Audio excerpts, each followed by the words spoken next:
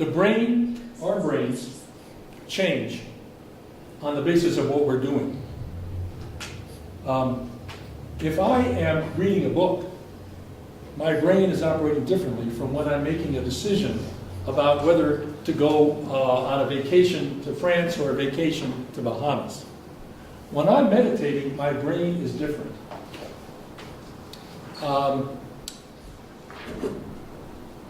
People who are blind, with people who are blind, the optic nerve doesn't have anything to do. So what the optic nerve does is it learns how to process touch. The brain is plastic. The brain adjusts. So any different state of being that I'm in, my brain's going to be different. If I'm depressed, my brain's going to be different from when I'm not depressed. Right?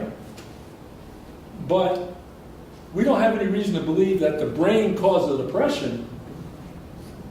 It's more likely that the depression caused the change in the brain. It's much more likely. Why do I say that? Well, I say that because, okay, I'll just try to make this brief, but I think this is an important point. This is an important point. Because you've all heard that mental illnesses are caused by chemical imbalances, brain disorders, brain function problems, genetics, right? You've all heard that. Well, here's the problem with that. So you find out that people who are diagnosed with schizophrenia have large ventricles in the brain. This is the fact.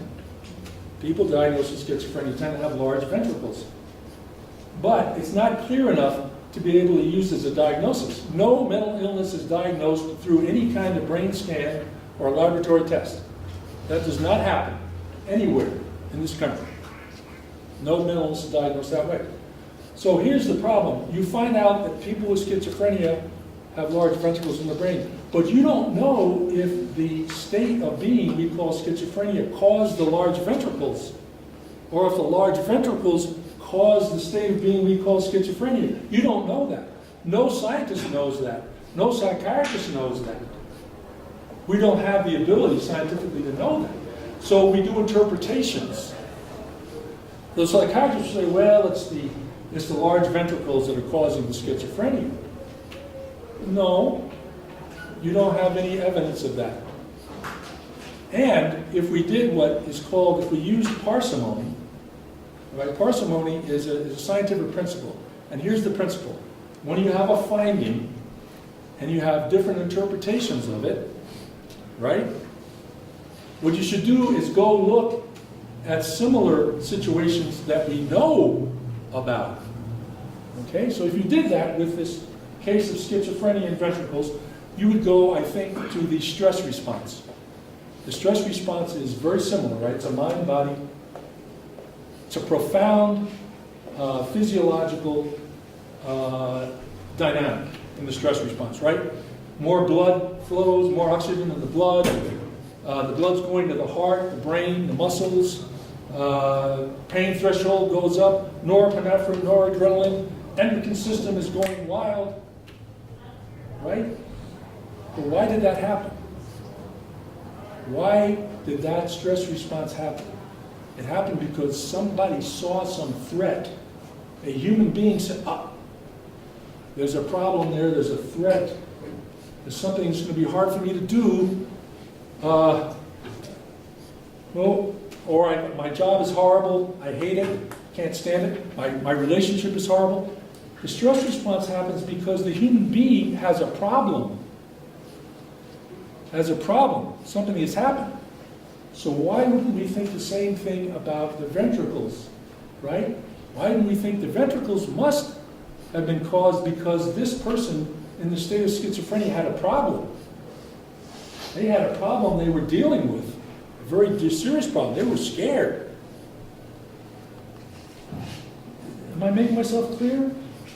There are two different ways of interpreting this. The psychiatrists interpret it the way that works for them, but it's not the right way, I don't think.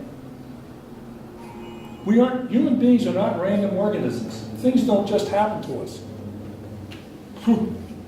They don't. We're meaning-making, desiring organisms. When things don't go well, we get sick. including mental illness. When we're scared, agitated, upset, angry, our lives are crap, we get mentally ill. It doesn't just happen. Chemical imbalance? No. Genetic? No. No, there's some genetic. Anyway, you get the idea. If you believe that these things are caused by chemical imbalances and brain disorders and genetics, you think it's just random, right? It just happened. And I'll ask the question. Someone says it's a brain disorder. I'll say, well, what caused the brain disorder? A person wasn't mentally ill, and then they became mentally ill. What caused the brain disorder? Just happened? No. Things don't just happen that way.